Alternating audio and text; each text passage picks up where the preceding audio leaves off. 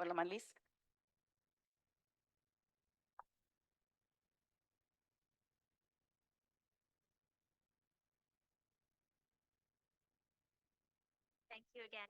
Muchas gracias otra vez.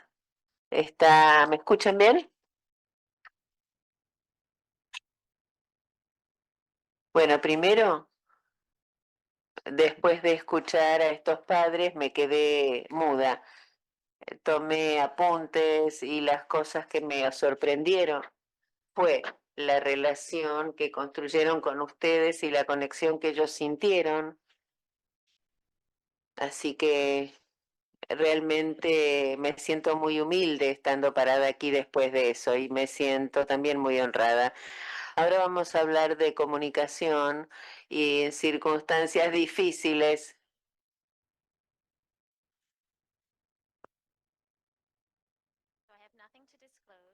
No tengo conflictos de interés.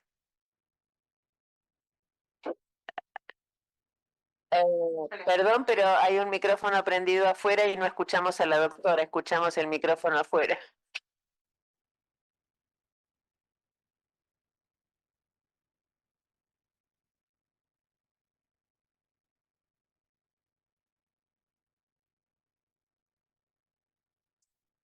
¿Ahora? ¿Está trabajando? ¿Está funcionando? ¿Está mejor ahora? ¿Está mejor ahora? Discúlpenme, pero los diapositivas no se veían así en mi computadora. Hay desafíos para los médicos. Está la incertidumbre en los hechos. Las cosas pueden ser desconocidas, la evidencia falta y muchas veces es impredecible. Hay incertidumbre en lo que los padres quieren y de qué manera van a reaccionar. Las relaciones no son familiares, no nos resultan familiares, las cosas se pueden complicar y a veces tenemos que compartir noticias muy serias. Características contextuales no son subóptimas, el timing, el entorno, la urgencia y muchas veces puede haber barreras idiomáticas. Y nosotros traemos nuestra propia incomodidad y nuestros propios sesgos a la situación. Las cosas para los padres no son más fáciles, tienen emociones abrumadoras, dicen cosas como estaba en una especie de niebla y no me acuerdo. Estás en una crisis de padre, como padres, yo no tenía nada para mostrarle y yo era la madre y yo estaba a su lado pero no podía hacer mucho por él. La incertidumbre y en la experiencia es como andar en una montaña rusa y no podemos saber qué va a pasar cuando esos niños tengan 7 u 8 años y cómo van a pasar su vida. Hay también carencia de conocimiento médico. Las palabras del médico son cada vez más grandes y más grandes y más grandes. Y también están luchando por conservar la esperanza. No quieren escuchar toda la información negativa, solo información negativa. Quieren realismo y quieren esperanza. Sabemos que estas emociones son realmente un desafío para los padres. Este estudio analizó si los padres escuchaban el diagnóstico con depresión, con ansiedad, cada 2 semanas después del nacimiento, y lo que muestra es que el padre o la madre va a cumplir los criterios de la ansiedad clínica y la depresión clínica cuando uno habla con ellos, hasta por lo menos 12 semanas después del nacimiento. Este estudio analizó las alteraciones en los roles parentales. Hay una escala que se llama Parent Stress Scale que se usó en muchos estudios. Y esta revisión sistemática analizó todos los estudios de todos estos países. Las barras rosas son el estrés que tienen los padres por estos roles parentales alterados. La amarilla es de las visiones y los oídos y la azul es de la aparición y en cada uno de los países donde hay roles parentales alterados es significativo. En Suecia es lo menor, pero en todos los otros países la barra rosa es alta. en parte es independiente de cómo está el bebé. O sea, si uno tiene una familia que es separada de su hijo por algo que para ustedes es, entre comillas, rutina, como por ejemplo que no es una sepsis, los padres pueden tener tanto estrés por los cambios en sus expectativas como un padre que tiene a un niño o un hijo en un respirador. Sabemos que la incertidumbre cambia durante la internación en la UCIN y está relacionada con las emociones, este rol parental y su identidad. Así que al comienzo la experiencia de los padres es el shock, tienen miedo, están abrumados, no saben si se sienten como padre, no saben qué va a pasar con el bebé, no saben dónde están y necesitan comunicación que los pueda ayudar a orientarlos. Y no saben quién es usted como médico. A lo mejor no lo conocieron antes. La siguiente fase es algo que los autores llaman los días grises. Acá es donde pueden sentirse frustrados, especialmente cuando hay información conflictiva. Y acá es donde pueden perder la confianza si las líneas de comunicación no están abiertas. Pueden estar empezando a sentirse como un padre, pero todavía no llegaron ahí. Y la última fase es la aceptación de la incertidumbre. Y eso puede estar marcado por la esperanza. Y acá es donde pueden sentirse empoderados como padres y convertirse en un socio adecuado de los profesionales para la toma de decisiones. Sabemos que cuando han analizado todos los estudios que hablan de la satisfacción parental, las cosas aparecen de manera repetida. El profesional o los profesionales que no estaban disponibles para hablar, el uso de un lenguaje médico excesivo que los padres no entendían y la inconsistencia de los mensajes entre los distintos profesionales. La experiencia de la UCIN tiene este aspecto. Son emociones combinadas con los roles parentales ambiguos, combinados con la incertidumbre, con la falta de familiaridad, con la carencia de conocimiento médico, información inconsistente y la lucha por la esperanza. Nuestra tarea es ayudar a desarmar este enredo para poder tener una comunicación eficaz. Hay muchos modelos para hacerlo, cómo hacer para transmitir información difícil, tener comunicación a diario. No voy a entrar en cada uno de ellos, pero lo que tenemos que reconocer es que la comunicación no es solo las palabras que decimos, sino que es un proceso que empieza, se mantiene y termina con las relaciones. Podemos tomar esta pelota de estrés y lamento que los slides aparezcan así. Podemos usar la comunicación y después ayudar a los padres.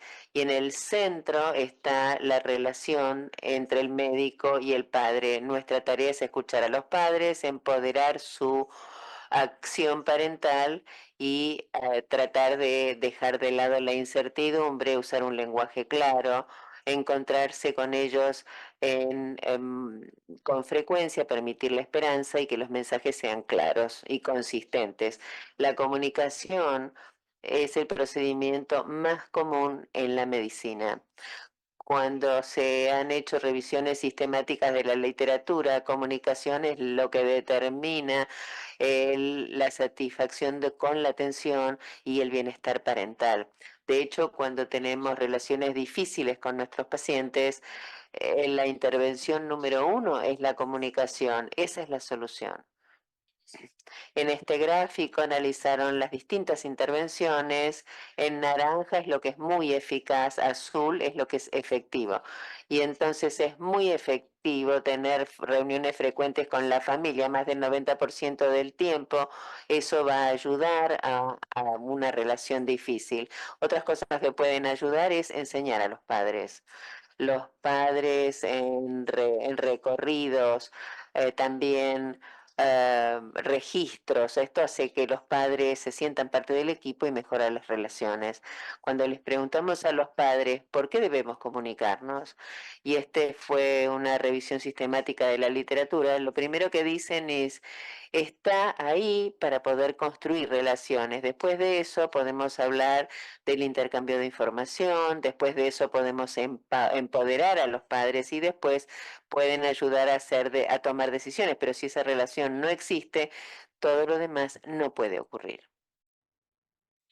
Entonces, ¿cómo usamos la comunicación para ayudar a construir relaciones? A través de la empatía y de la confianza. Escuchamos mucho sobre la empatía esta mañana. La empatía también es nosotros pudiendo leer al Padre, usando su comunicación verbal para saber cuándo están sufriendo, cuándo necesitan apoyo. Hubo un estudio que analizó simulaciones como manera de enseñar la comunicación y una de las respuestas de los estudiantes fue que cuando yo miro a las madres y a la respuesta de los pacientes en cuanto a lo que yo decía, podía entender lo que escuchaban. O sea que no es solo nuestra comunicación verbal, sino también la del paciente. Este es un ejemplo de empatía. El paciente dice, el doctor dijo que era touch and go. O sea, el médico dice sí, el paciente dice, bueno, y chao. Y el médico dice, bueno, ¿cómo estuviste? ¿Cómo te sentiste respecto de esto? Y el paciente dice, bueno, me pone triste. Y el médico dice, bueno, solo el hecho de verla y ver que sufre durante tanto tiempo. En este estudio estudiaron qué decimos en nuestras respuestas empáticas o quizás no brindamos respuestas empáticas. Y lo que encontraron fue que si nosotros respondemos a las emociones de manera empática, con una respuesta afectiva, facilita que el paciente hable de sus emociones, pero si usamos una respuesta cognitiva, cierra la puerta. Por ejemplo, aquí el padre dice, simplemente tenemos que enfrentar esto y llora. Y el médico dice, es muy, muy doloroso, me puedo imaginar. Y luego el padre tiene la oportunidad de seguir hablando de cómo se siente. Por otra parte, si la madre dice, estoy choqueada, estoy asustada, y el médico no responde, esto tiene que ver, y habla del tratamiento y durante cuánto tiempo más hay que hacer el tratamiento, la madre se enoja. En este estudio analizaron todas las emociones que pueden sentir los padres y qué pasaría si el médico diera una respuesta cognitiva o una respuesta afectiva. O sea que si había ansiedad y el médico respondió con una respuesta cognitiva, ese padre se enoja. Pero si dieron una respuesta afectiva, el padre pudo profundizar y hablar más en profundo de sus emociones. Había enojo, al que no se responde con una respuesta afectiva, el padre se enoja más. El padre muestra devoción y no fue reconocido de manera afectiva, van a empezar a tener desconfianza de ese profesional. Por suerte, todos respondieron al dolor afectivamente. Si no validamos esas esperanzas con una respuesta afectiva, el padre sintió que tenía que repetir. Y por supuesto se pueden imaginar qué pasa con la culpa. Una de las herramientas que pueden usar para responder a las emociones es la palabra nurse, creo que ya la deben conocer. Primero uno nombra la emoción, suena como que uno está ansioso. Después uno muestra que entiende, understand en inglés. Entiendo, esto es lo más difícil por lo que he tenido que pasar. Luego viene la R, respeto y todo el tiempo ha sentido respeto. Después uno apoya, support en inglés, esto es muy difícil. Y después uno explora. Si hay alguien en la habitación y uno está hablándole principalmente a la madre, se dirige entonces al padre. Escuchamos esta mañana hablar de la comunicación no verbal. En la mayoría de lo que hacemos cuando nos comunicamos, el 60-90% de la comunicación es no verbal. Y una vez más, en otra revisión sistemática de la literatura, esto es lo que alienta la confianza en la relación médico-padre. Y hacemos esto. Una de las estrategias mayores es el silencio. Acá la madre está llorando, el médico espera 8 segundos y después ella sigue diciendo, la verdad es que es muy duro. Y es difícil estar en silencio, es difícil esperar. Acá la madre está llorando y el profesional espera 17 segundos, que si ustedes practican el silencio, es difícil esperar 17 segundos. Esta persona lo hizo y luego la madre pudo avanzar a través de la emoción. Si nosotros brindamos o afirmaciones empáticas, tenemos que hacer una pausa. Acá se estudió si esas afirmaciones estaban en el medio de otras afirmaciones respecto del tratamiento. Por ejemplo, le vamos a dar corticoides al bebé. Sí, ella sé que asusta. Pausa. El padre podría continuar hablando de las emociones, pero si uno dice, le vamos a dar corticoides al bebé, esto nos asusta y tienen que seguir el tratamiento 2 semanas, bueno, ahí perdieron la oportunidad. Y la manera de tratarlos cuando estamos al lado de la cama. Estas son citas de padres que nosotros entrevistamos y un padre dijo, no nos gustó de qué manera nos trataba cuando estaba al lado de la cama, no hubiéramos estado enojados si ella hubiera planteado la terminación de todo. Pero no queremos que los padres piensen de esta manera. Él nos miró mostrando que estaba devastado porque iban a perder al niño y fue muy honesto, pero al mismo tiempo lo que dijimos fue de muy compasivo. Janvier hizo un padre con bebés que tenían hijos con trisomía 13 o 18 y les preguntó qué características del profesional los ayudaron a generar confianza. Y lo que encontraron fue que tener buen conocimiento y personalizando la información en cuanto al bebé y al embarazo era importante. Balancear o equilibrar la información, no solo dar las estadísticas negativas, sino también que podía llegar a la familia como algo positivo y además ser curioso y ser humilde. Lo siguiente fue mostrar el valor de cuánto le importaba el bebé, los padres, etcétera. Y la última era apoyar y estar dispuesto a estar con los padres, abogar por ellos, hacer el seguimiento de las conversaciones, mantener las relaciones. Esta es otra cita de una familia que estaba pasando por este sufrimiento y a mí me parece increíble. Ellos convirtieron una experiencia horrible en mágica y no sería excelente si este fuera el tipo de relaciones que las personas que pasan por situaciones muy difíciles puede hablar. La segunda afirmación de por qué la comunicación es importante para los padres es el intercambio de información. Y de esto hablé esta mañana y les dije que íbamos a llegar acá. Y es la personalización. Esto le presta mucha atención a las estadísticas, pero también a la construcción de esa relación. Entonces es un proceso personalizado donde nos enfocamos en la confianza y en la conciencia del valor.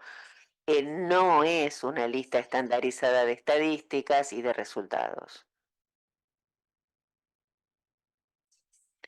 Los pasos de esto requieren reflexión, atención a la logística, construir esas asociaciones, empatía, esperanza, explorar con los padres el proceso, los valores y el contenido y empoderarlos a través de buenas creencias de cómo ser padre. La primera cuestión para las reflexiones es una herramienta que se llama Our Hope y fue desarrollado por algunos colegas cuando entraban a hablar con padres, con hijos con problemas neurológicos. El primer paso es una reflexión de los sesgos de los que hablamos esta mañana. El segundo es ser humilde con respecto al pronóstico y a la incertidumbre. Incertidumbre significa no sé qué va a pasar. tener una mente abierta a lo que dicen los padres, no decir, pensamos que este es un resultado horrible, sino que tenemos que estar abiertos, personalizar esas relaciones o esas asociaciones y engancharse con los padres. Esto significa encontrar un lugar donde hablar y ser amables, presentarse, preguntar si el bebé tiene nombre, si hay otras personas importantes que los padres quisieran que estuvieran ahí presentes para que los apoyen, para que los guíen. Entrevistamos a una familia donde la madre dijo, si mi hermana no hubiera estado ahí, yo no hubiese podido escuchar nada, porque la gente se queda con algo con una cosa que decimos, y si nosotros no paramos de hablar, los perdimos. Ayuda a que haya alguien más. Por supuesto, habría que preguntar por qué hay que tomar una decisión. Si no hay decisión que tomar, es otro tipo de consulta. Luego construimos estas relaciones utilizando la comunicación no verbal de NERS y creando confianza. Este es el mismo gráfico que vieron esta mañana. Y ahora, como en este momento no hay que tomar una decisión, tenemos que entender el proceso de la consulta primero en cuanto al abordaje y el formato. Utilizamos la herramienta de algunos padres, otros padres. Decimos, algunos padres prefieren hacer preguntas primero, otros padres prefieren escucharnos a nosotros. Y en los estudios que hemos hecho hay 50-50 y es difícil predecirlo.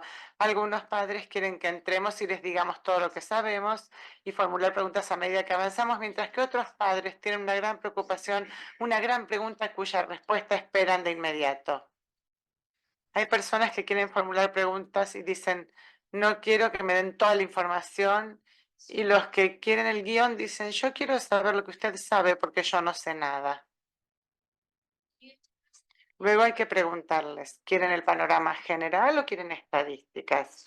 Y siempre se puede cambiar, pero hay que formular la pregunta. Usando unos y otros o algunos y otros, esta es una buena manera. Luego pasamos a las creencias y a los valores. Primero preguntamos, antes de comenzar, ¿usted podría compartir con nosotros sus preocupaciones y sus miedos? Esta es la herramienta, preguntar, decir, preguntar. Los padres dicen, ella preguntó y al hacer esas preguntas nos permitió ver los valores que se adaptaban a lo que nosotros queríamos. Y utilizamos esos valores para los contenidos. Para algunos padres, los resultados a largo plazo los quieren escuchar y uno los puede guiar si cree que esto es importante para ellos. Y está todo mezclado y lamentablemente no lo pueden leer, pero al final lo que vamos a preguntar es, ¿qué otra cosa espera usted? ¿Hay algo más que le preocupe? La herramienta se llama preguntar, decir, preguntar. Incertidumbre, hablamos de la incertidumbre ayer. La incertidumbre expresa. No podemos ocultarnos de la incertidumbre, la tenemos que nombrar.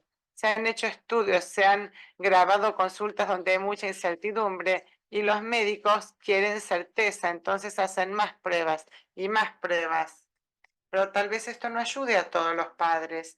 Tenemos que reconocerlo y lo podemos utilizar para crear esperanza, porque en la incertidumbre sigue habiendo esperanza. Y una cosa que podemos hacer con la incertidumbre es decirle a los padres, no sabemos lo que puede pasar, pero le podemos garantizar que estaremos aquí para acompañarlos y les vamos a dar una comunicación clara.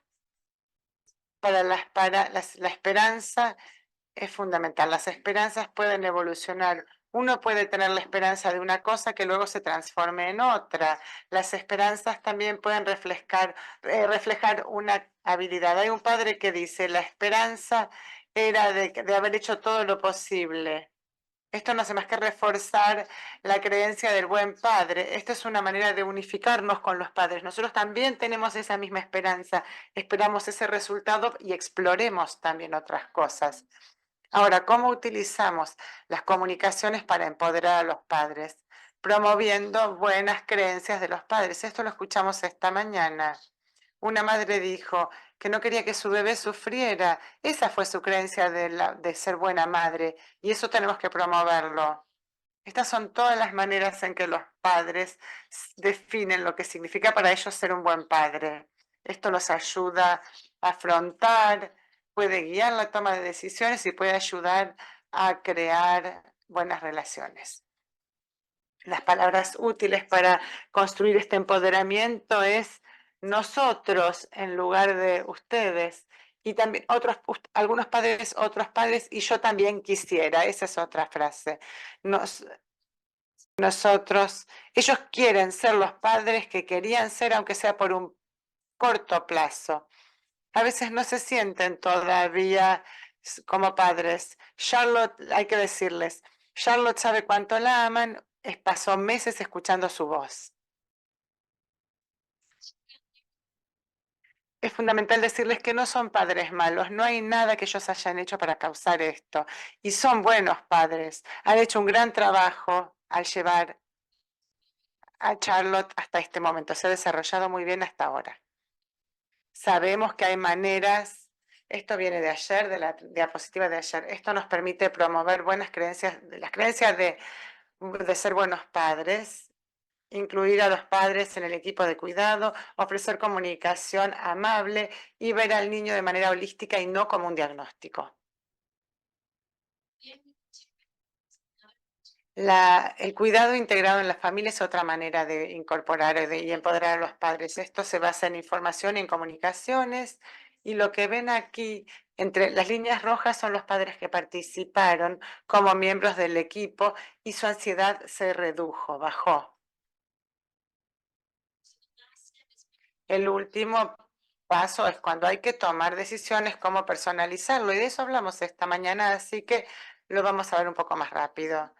Utilizar esto de ahora enfrentamos una dificultad, una decisión difícil, como se dijo antes. Valorar la conciencia, que los padres sepan que no tienen que seguir el mismo proceso que los demás. Ellos pueden definir para ellos de qué manera quieren ellos tomar la decisión.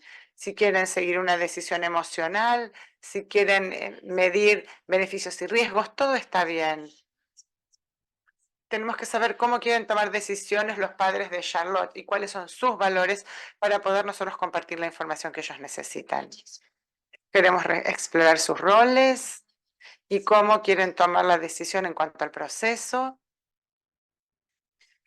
y sabiendo que se puede tomar decisiones de manera heurística o racional.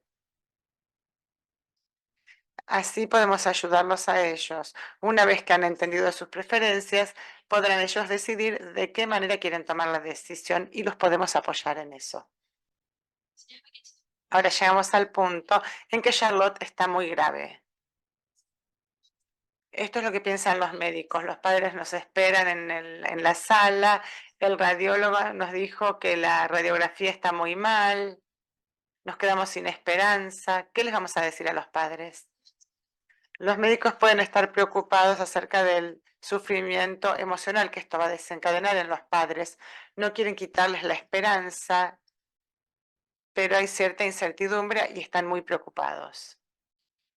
Una vez más, como escuchamos esta mañana, la sinceridad, como escuchamos recién en la tarde, la sinceridad es tan importante.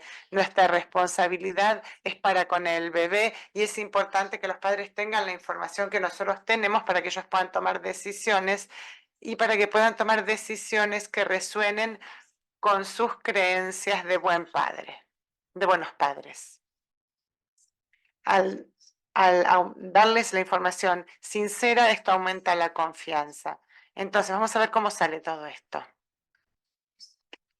Podemos utilizar el modelo Our Hope, ver los sesgos, ser abiertos, encontrar un buen lugar, un momento, asegurarnos de que haya otras personas, las personas que deban estar. Sabemos que ya tenemos relaciones ahí. Nos sentamos. Que los padres, aunque sea en medio de la noche, sientan que tenemos todo el tiempo del mundo para hablar con ellos. Esta es una conversación de la que nunca se olvidarán. Hacemos contacto visual, nos vinculamos con la comunicación no verbal y preguntamos, ¿hay alguien más que ustedes quieran que esté aquí? primero hay que examinar sus emociones, porque a menos que examinemos sus emociones, ellos no nos van a poder escuchar. ¿Cómo anduvieron las cosas? Esto no ha sido fácil y ahí nos tenemos que quedar callados. Y después podemos utilizar la sigla NURSE para que expresen las emociones. Y queremos saber lo que ellos saben. Entonces, en lugar de preguntarles qué es lo último que saben, les preguntamos qué fue lo último que les han dicho, qué es la última actualización que les han dado, qué entienden, qué es lo que entienden. También les podemos preguntar qué es lo que los preocupa. Entonces les decimos, ustedes tienen que estar preparados por algo que tal vez no salga bien. Tengo noticias graves sobre Charlotte que quiero compartir con ustedes. Podemos decir, me preocupa. Ahí personalizamos la información.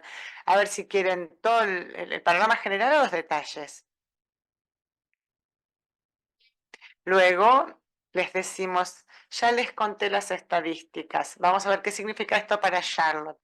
Nos enfocamos en la función en vez de la discapacidad y nos ocupamos de la incertidumbre. Y luego exploramos las emociones, las esperanzas, los valores y las creencias respecto de los buenos padres. He compartido con ustedes noticias difíciles. ¿Qué piensan? Y de nuevo hacemos silencio. Al final, esto puede tener más que ver con la experiencia de los padres. Cuando yo estaba triste o ansiosa, ellos estuvieron ahí para escucharme o ponerme la mano en el hombro. Cuando no estaba seguro de si mi hijo iba a vivir, yo le pregunté al doctor si estaba preocupado, porque si él sentía que tenía bajo control, todo bajo control, yo ya no me iba a preocupar más. Yo confiaba de haber podido hacerlo como padre, de haber podido hacer las cosas. Y si no sabían en ese momento, fueron sinceros. Nosotros preferimos que nos digan que no saben, luego, más que enterarnos más tarde de que no sabían. Tenemos la misma información una y otra vez. Todos los miembros del equipo nos dan la misma información y nos dan esperanza. Nos dijo que tenía miedo de que muriera. En general eso es lo que sucede, pero también nos dijo que ella esperaba que no, que tenía esa esperanza y que nosotros podríamos pasar tiempo con él. Nos dijo que apoyaba nuestros objetivos. Entonces el mensaje es, la comunicación es más que palabras, hace falta una fuerte relación entre padres y médicos para todas las conversaciones, sobre todo para las más difíciles. Todos los padres son distintos y el silencio es nuestro amigo. El lenguaje es tan vital para el arte del médico como el estetoscopio o el bisturí. Las familias pueden no recordar lo que usted les dijo, pero sí van a recordar cómo ustedes los hicieron sentir. Eso es todo.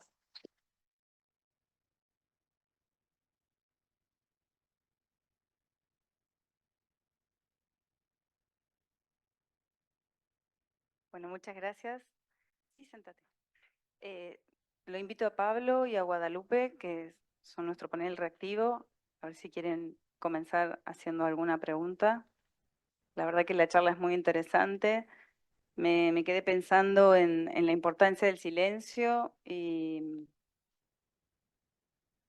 a veces, bueno, los latinos, además del silencio, poner la mano en el hombro o algún contacto en las manos que le hacen también a los pacientes en los momentos difíciles. Sí, ¿quién quiere empezar con las preguntas? Muchas gracias por la presentación. La verdad que todo lo que escuchamos hoy fue maravilloso y la experiencia de vida de las familias también fueron muy enriquecedoras.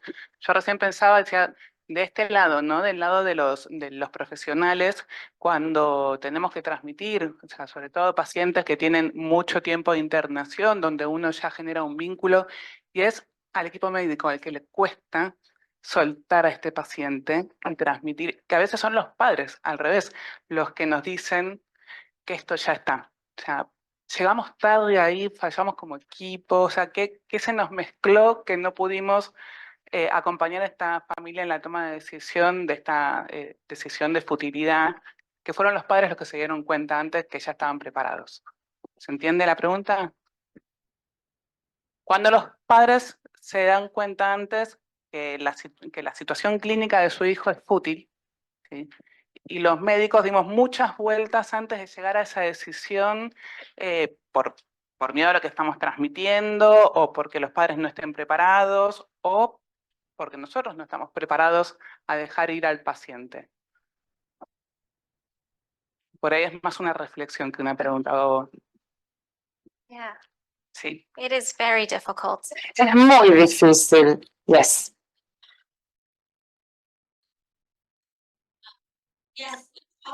A menudo los padres ya saben si el niño está muy enfermo y nosotros estamos muy nerviosos y muy preocupados y estresados por tener esta conversión con los padres a veces ya lo saben, ya se han dado cuenta. Hay un estudio que se hizo, uno de los padres aquí habló de eso. Los padres son expertos, ellos ven a sus hijos todos los días, los conocen y a menudo saben que hay algo que está distinto y tenemos que escucharlos, pero es muy difícil separarnos emocionalmente. Y esto también me sucede a mí.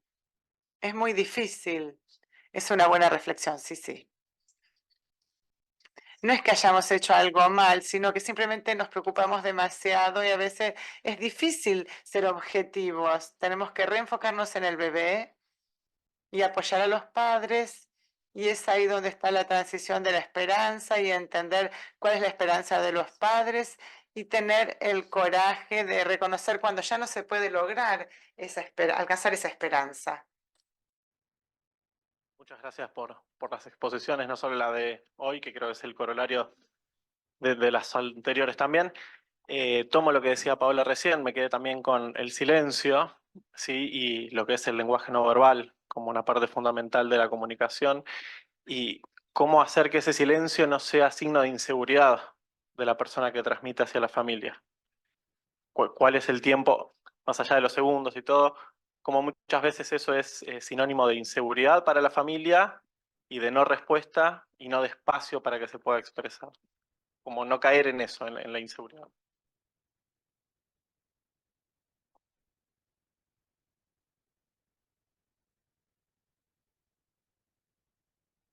Well, you provide.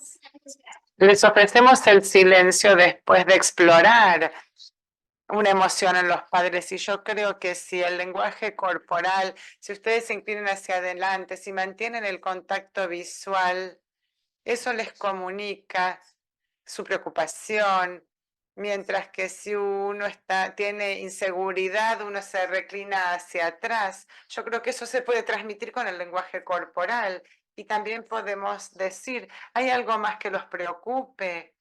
Deberíamos pasar a la información. Pero creo que ahí, por intuición, nos daremos cuenta si el silencio está siendo demasiado largo y debemos reanudar la conversación. A veces me parece que es lo opuesto, que empezamos muy pronto y no esperamos lo suficiente. También asociado a, por lo que usted exponía, unas situaciones cuando uno va construyendo la relación con el paciente y tiene tiempo a lo largo de los días, de las semanas, y otra es la situación aguda, donde hay una urgencia, una situación después de una cirugía, y donde la comunicación de la noticia negativa o una mala noticia no te da el tiempo para construir el vínculo. ¿Qué herramientas toma uno en esa circunstancia? ¿O dónde hace el foco cuando uno tiene que salir de un quirófano y decirle, mire, no salieron las cosas como uno esperaba, o un accidente, o algo agudo? Right, so there's the 3 steps. Ahí tenemos los 3 pasos de compartir noticias difíciles.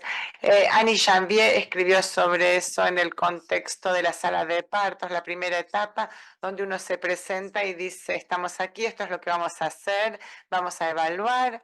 Hay un segundo paso donde uno dice, las cosas no están yendo bien, pero mantenemos esta comunicación asignando a una persona que sea responsable de dirigirse a la familia y siendo muy claros y muy sinceros. Y el tercer piso, entonces este es el segundo paso, vamos a seguir intentando, vendremos a darles noticias en cuanto haya. Y el tercer paso es ser muy claros, si el bebé ha muerto, decirles lamentablemente no funcionó, su bebé ha muerto. Está hay que ser muy claros para que ellos puedan comenzar el proceso de duelo y ahí empezaremos a construir una relación. Esa es una de las cosas importantes, saberte, tras estas circunstancias tan difíciles, igual tenemos que construir una relación y tenemos que mantener y hacer un seguimiento con la familia para ver cómo andan. Aunque no se haya podido construir una relación antes en situaciones agudas, la podremos construir después. Bueno, vamos con las preguntas. Bueno, sí. ¿Alguien quiere? ¿Vos, Carola? Bueno, nada, una vez más, me encantan los temas y me encantó la charla.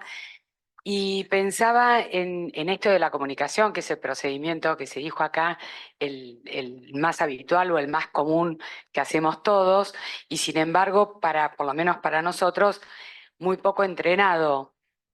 Cosa que una de las preguntas, quiero agregar otra cosa, ¿no? Hablaban de los momentos de la comunicación y por ahí se dan siempre ejemplos de pacientes graves o donde ya tenemos una relación con los pacientes. A mí me pasa a veces en el consultorio con una consulta tan común como es la ictericia y tener que decirle a los padres que su bebé de 3 días de vida normal se va a quedar internado con una patología que no es grave, que no nada, pero bueno, que a esa familia lo impacta o lo corta de lo que esperaba, ¿no? Pero bueno, mi pregunta al punto que quiero ir es si en sus lugares de trabajo hacen estas simulaciones en las que hablaban y si practican el tema de la comunicación tanto con los médicos, staff, como con los residentes o los fellows, o si se hace esta actividad en forma sistemática. So Creo que el doctor Rosen habló de estos. Hay distintos programas que tienen simulaciones para conversaciones difíciles. Donde yo estoy no lo hemos hecho tanto. Si bien hay espacio para hacerlo, hay también Medical Improv. Puedo mandarles algunos artículos al respecto, eso se ha hecho. Pero cuando hablaban de la ictericia, lo que me imaginé es que para nosotros es algo habitual. Para los padres es totalmente diferente de lo que esperaban que tuviera su bebé. Ellos esperaban que el bebé estuviera en la habitación con ellos y ahora los estamos separando y tampoco lo pueden amamantar. O sea que ese cambio en la expectativa parental es un cambio enorme y es normal que sientan emociones. Así que igual tenemos que ver de qué manera lo aceptan o cómo lo viven con esa y explorar sus emociones y también estar listos para que esos padres estén muy enojados. Acá, perdón, pero primero habían pedido acá. Sí, muy cortito, no es una pregunta, es algo que viví acá en el hospital en unas jornadas hace muchos años, que se hablaba de comunicación y habíamos varios médicos que ya teníamos algunos años, y hubo una residente del hospital dando una charla que dijo una frase que yo no sé si la sacó de otro lado, fue idea de ella, pero yo me quedo siempre y siempre la repito, es, hay palabras que apagan los oídos. Y yo esto siempre, fue una reciente acá que ni me acuerdo quién era, pero yo siempre digo, cuando uno le dice al padre y a la madre, su hijo se puede morir, ahí hay que silenciar porque esas palabras apagan los oídos de esas personas. Y me quedó para siempre que fue una residente. Digo esto porque muchas veces queremos enseñarles y decir, bueno, ¿cómo les enseñamos? ¿Qué sé yo? Bueno, ahí ella nos enseñó a nosotros esto. Bueno, primero quería agradecerte por todo el tiempo invertido en estos temas, que se nota que no solo lo practicás, sino que desarrollar todas estas investigaciones y presentárnoslas a nosotros es un montón y nos ayuda un montón en nuestra práctica. Y preguntarte de qué manera enseñás esto a tu equipo y de qué manera, si no lo haces, cómo se te ocurre que podrías enseñar a estudiantes de medicina. Y después la otra pregunta es, veo que has vivido muchas situaciones difíciles en frente a padres, ¿cómo te autocuidás en los momentos de compartir con esos padres y cuando salís de esas reuniones? Gracias. En el autocuidado, ¿no?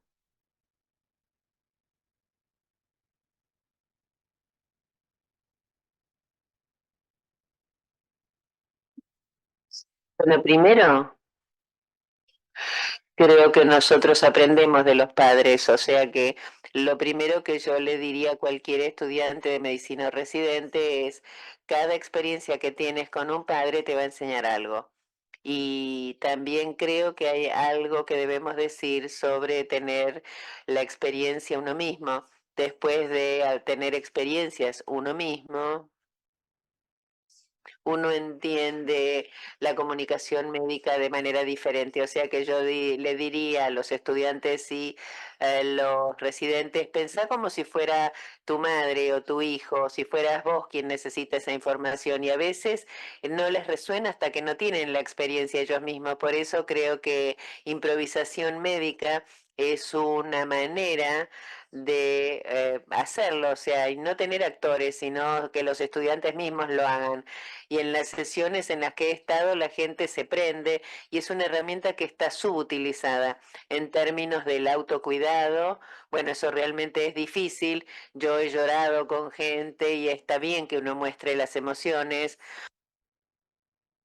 Me parece que es importante cuando muere un bebé. Yo he ido a los funerales porque me parece que el cierre para nosotros debe no solo es estar en el funeral, sino también hacer un seguimiento después y después hacer el debriefing con el personal, porque he ido a los funerales con otras enfermeras que habían estado cuidando al bebé. Así que me parece que permitir que esa relación continúe con el bebé y con la familia es importante, pero de otra cosa respecto del autocuidado, no sé. Bueno, vamos a dar por...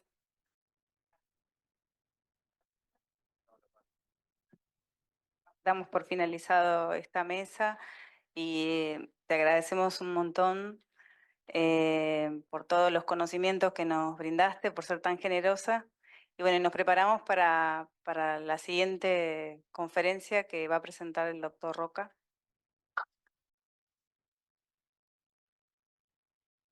Ay, perdón. Bueno, estamos llegando al final. Gracias por quedarse, no se vayan, que viene lo mejor. Viene la frutilla del postre, me parece, algo que estamos esperando todos.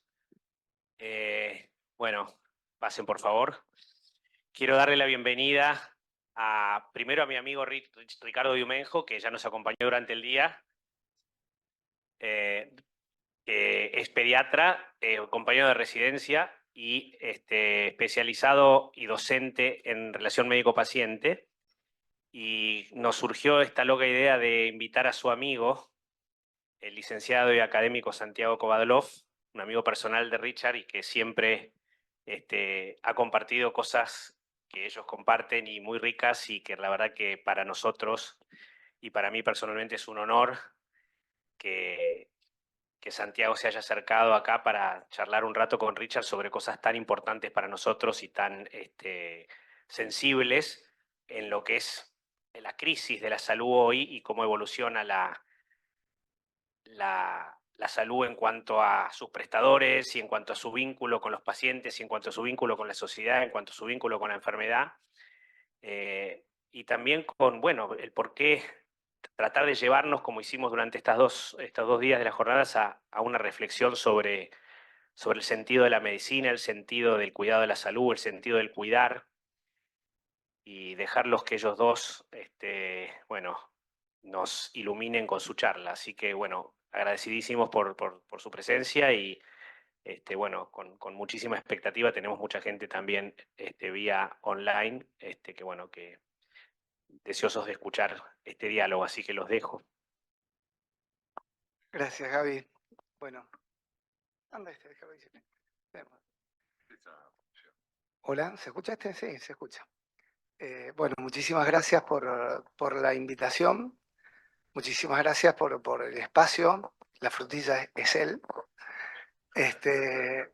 No, porque que genere un espacio también, un encuentro con un amigo al cual admiro, aprecio en tanto sus capacidades intelectuales, pero sobre todo como su sensibilidad. Y me ha pasado algo en estos 2 días que pensé que me iba a gustar la jornada por los temas, por la gente que había, pero me pasó muchísimo más que me gustase. Fue como una montaña rusa de emociones, de sensaciones, de reflexiones y también una profunda admiración a ustedes como organizadores de un encuentro así, porque normalmente los congresos nuestros en medicina, al menos, no hablo tanto de las otras áreas de la salud, son esencialmente congresos de biología humana. Y siempre hay un pequeño espacio, un 0,1%, un 0,2% a este mundo del humanismo médico también, y de cómo viven los pacientes nuestra medicina y cómo vivimos también nosotros nuestra propia profesión. Entonces, que hayan hecho una jornada de 2 días con gente tan hermosa, tan valorable, que viene de tan lejos, me parece, no digo un acto de locura, pero rayando, y también un acto, ayer se nombró del coraje de la comunicación, y me parece que es también un acto de coraje de parte de ustedes atreverse a hacer estas jornadas, que siento que desde ayer y todo el día de hoy lo dijeron ya, pero lo voy a repetir, como que una charla tras otra se fueron enganchando, concatenando, o inclusive diría que se fueron abrazando, tomándose de la mano. Y sentía mucho placer cuando terminó una charla y venía la otra y se duplicaba. Eso que, bueno, con los años me tuve que hacer amigo de la duda y tengo muchas más preguntas que certezas. Me traje en mi pequeño carrión, para quienes no conocen Mendoza, vengo de una zona que es la montaña, donde se hace mucho vino, está lleno de bodegas y lugares lindos, están todos invitados, pero me traje en mi pequeño carrión, aparte de un poquito de ropa, algunas preguntas. Yo necesito ahora vagones para cargar las valijas que llevo cargadas de preguntas, de dudas y de incertidumbres, pero hermosas incertidumbres que me han generado en estos días. Me hice una hoja de ruta, pero la fui cambiando durante todas las jornadas porque, bueno, ya hablaron de esto, ya hablaron de esto. Entonces fui generando una nueva hoja de ruta para nuestra conversación, nuestro conversatorio. Y quería empezar preguntándote primero si no es una locura que pongan a un pediatra con un filósofo a tocar estos temas, pero Santi, el eje de estas jornadas es encontrando o resignificando el sentido de nuestra profesión. Digo, quien está encontrando, está buscando, queriendo resignificar es porque algo le pasa, porque claramente hay una necesidad sentida de hacer lo que hacemos, pero de otra manera, por los pacientes esencialmente, pero también por nosotros. Y este último espacio de cierre es cuidar con sentido trascendente a cada persona. Entonces, lo que te quiero preguntar es un poco cómo, primero, cómo resignificar una profesión que todos en algún momento enfrentan a algún profesional de la salud, y después, posteriormente, cómo ponerle sentido trascendente a cada encuentro, a cada consulta. Bueno, buenas tardes a todos. Toda mi gratitud por a quienes han hecho posible que yo comparta este lugar. Tal vez para ustedes sea infrecuente que un poeta y un filósofo se encuentren al lado de un pediatra, pero déjenme decirles que yo debo ser el primer hombre en la historia de la cultura argentina que a los 81 años es cuidado por un pediatra. No debe haber otro, no creo. Normalmente la gente es mucho más previsible. Pero yo me busqué un pediatra para que me cuide, porque a lo largo de mi vida, en muchos años, he encontrado en él un interlocutor. Es decir, un hombre con el cual puedo llegar a aventurarme en mi propio autodesconocimiento. Porque el autodesconocimiento no es un déficit, es una conquista. Llegar a desconocerse es posiblemente una de las grandes tareas que tenemos todos en la vida, ya que venimos de estereotipos de identidad muy acentuados. Ni qué decirles en el caso de los varones, sobre todo, ¿no? Donde nacemos con una identidad asignada, donde, por ejemplo, se nos tiene, no digo prohibido, pero sí recomendado no llorar. No, yo me he preguntado mucho a lo largo de mi vida, ¿por qué si un hombre no llora? ¿Y por qué no llora un hombre ¿Qué implica el llanto? ¿Debilidad o sensibilidad? ¿Y por qué la sensibilidad es inquietante en un varón? ¿O es que para tener esta barba que yo tengo no necesito hormonas femeninas también? Entonces hay una serie de interrogantes que junto a Richard hemos ido desarrollando a lo largo de nuestra convivencia. Y la posibilidad de integrar una mesa, digamos así, un conversatorio como este, no hace sino prolongar lo que hemos hecho toda la vida. De modo que yo no siento que estamos en una situación novedosa, sino la posibilidad de hacer público muchos de nuestros encuentros que previamente hemos tenido privadamente o en otros contextos también. En segundo lugar, Richard, yo te diría que uno de los desafíos más grandes de nuestro tiempo es volver a asociar la eficacia a la ética, porque estamos en una etapa del desarrollo civilizacional en el cual la eficacia tiende a desplazar a la ética en la evaluación de lo que consideramos calidad. Les voy a contar una anécdota inicialmente que tiene que ver no con un médico, pero sí con un físico que está muy vinculado a lo que creo que podemos conversar hoy. Uno de los grandes discípulos de Einstein fue Eddington. Y Eddington decía, con un humor inglés muy marcado, que todo físico sabe que su mujer no es más que un conjunto de átomos y de células. Y agregaba, ahora bien, si la trata así, la pierde. Con lo cual, lo que estaba señalando es que el semblante de lo real que nos brinda un laboratorio no es falso, es sencillamente insuficiente. Y que del otro lado de la puerta del laboratorio predomina una complejidad que el laboratorio no revela. Porque sin excluir esa verdad que allí dentro se pone de manifiesto, afuera nos espera siempre el desafío de integrar a lo que revela la ciencia, lo que revela la vida, la experiencia, el prójimo.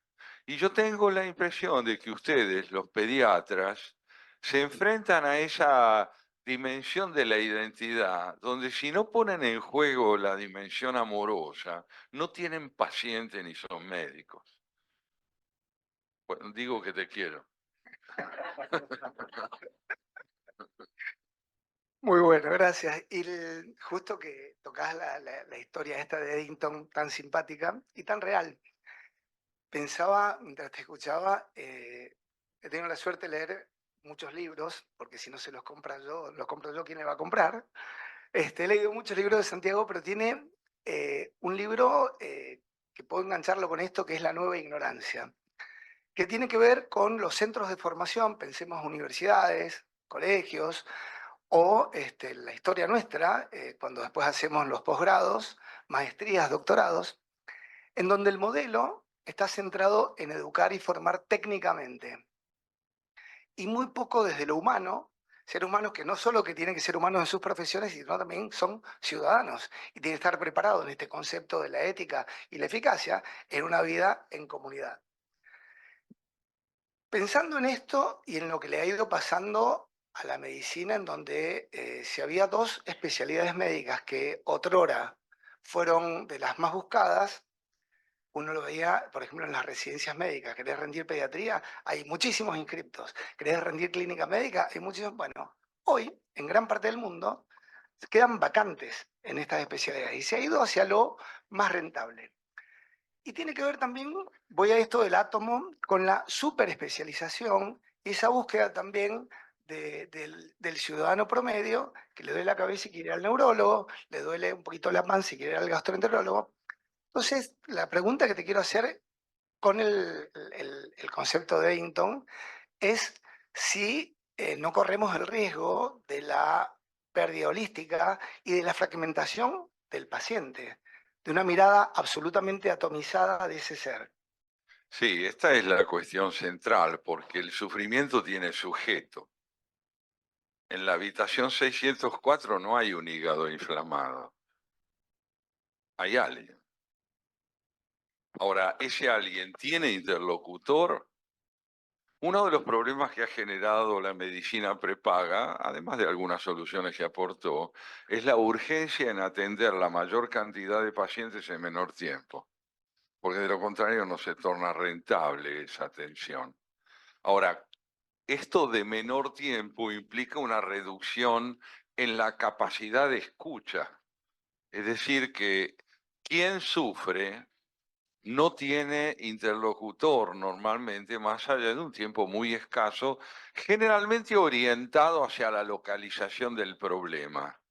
El dónde le duele y desde cuándo, y en el vamos a hacer lo siguiente, suelen agotar el margen de interlocución porque el sujeto sufriente no se hace oír, no es demandado, además, como interlocutor. Ahora, yo te preguntaría a vos, a mi vez, ¿qué es lo que es el sujeto sufriente? ¿El que padece un problema o el que a partir del problema que padece ve alterada su concepción de la vida y necesita una orientación en ese sentido? Sí, claramente es esta segunda opción. Y en estos días se habló, hace un ratito nomás, en comunicación del valor del silencio, del valor de la escucha, y pensando en esto de tratar con sentido trascendente a cada persona. Por ejemplo, yo soy docente de la Facultad de Ciencias Médicas de la Universidad Nacional de Cuyo. Hace 25 años, 1988-89, se modificó el plan curricular.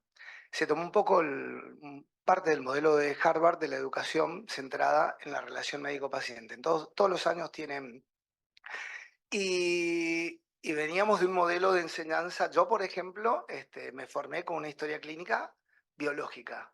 Los nuevos alumnos tratamos que tengan una formación centrada en una historia clínica biográfica. Por eso la idea es que yo egresé de una facultad de biología humana y estos alumnos están egresando de facultades de medicina. Y empezamos a encontrar puntos de conflicto. Bueno, por ahí se tocó un poco estos días, después te voy a hacer alguna pregunta respecto a la medicina basada en la evidencia y después, listo. Muchas gracias. La medicina basada en la narración con Rita Charó, de la Universidad de Columbia. Y tomamos muchas cosas de ella, ¿no? Pero hay una que, pensando en el título de este momento, de este encuentro, Rita Charón dice que la relación médico-paciente viene sufriendo un daño crónico, siendo una relación hambreada de tiempo, dignidad y cuidados.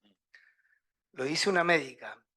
Y también nos dice que la compleja relación que hay entre médicos y pacientes excede por mucho lo que recibimos en una facultad de medicina. Esta es la respuesta que te puedo dar a esa pregunta, digamos que la enseñanza centrada un poco en estos valores. Déjame decirte complementariamente entonces esto. Si tomamos cierta perspectiva sobre lo que yo llamaría los procesos de jibarización del sujeto, ¿no? Así como el sujeto es gradualmente reducido a un síntoma, en el orden de lo que sería su interlocución. Ahí yo diría, en la historia de la cultura occidental, por lo menos dos etapas que se contraponen y que creo ambas exigen superación. La primera es aquella en la cual el individuo, prácticamente antes del advenimiento de las especializaciones, era considerado como un todo irrelevante. ¿Por qué todo irrelevante? Porque desde una perspectiva teológico medieval, el sujeto era fundamentalmente polvo, es decir, mera transición, lo que no merecía cuidado, lo importante era una terapéutica del alma disociada de cualquier otro cuidado, dado que el cuidado esencialmente corporal privilegiaba la dimensión finita, es decir, efímera del sujeto. A esa idea se le empieza a contraponer lo que yo llamaría la feudalización del saber. El saber feudalizado es el saber de los especialistas. Todos nosotros somos seguramente graduados universitarios, pero no sé si somos universitarios. Yo estoy graduado en filosofía, doctorados, etcétera, ustedes también. ¿Pero qué es un universitario? ¿Es un graduado o una graduada? No. El graduado tiene una especialización. Lo mío implica tocar determinado instrumento. Pero ¿cuál es la melodía común al servicio de la cual cada uno de nosotros pone esa idoneidad para tocar un instrumento particular? Yo tengo un trío de música de cámara y poesía, trabajo con músicos, yo leo poesía en el conjunto. Es extraordinario trabajar con músicos, porque con ellos uno aprende que la preeminencia de lo orquestal es decisiva para que la eficacia de lo particular de un instrumento se pueda percibir. Un concertino es todo, pero no es todo porque si él solo se ocupa de la melodía, está liquidado el proyecto común. La dimensión orquestal es la universitaria. Nosotros no sé si somos universitarios. Somos graduados, licenciados, doctores, posgraduados, pero el tema de la fragmentación del saber ha llevado a la fragmentación del sujeto. Y de esa manera hemos perdido el sentido profundo de lo holístico, como lo hemos perdido en el terreno medioambiental.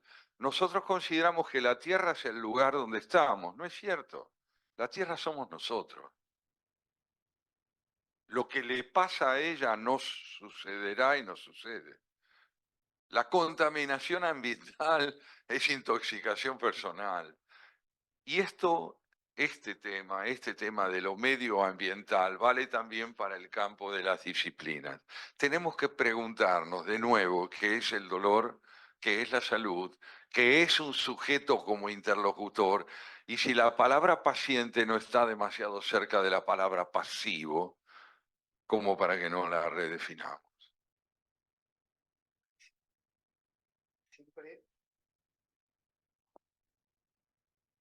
Sí, la verdad que en realidad pareciera ser que el origen venía de padecer, y se fue acortando, pero creo que hay un abuso del término paciente y que lo evito.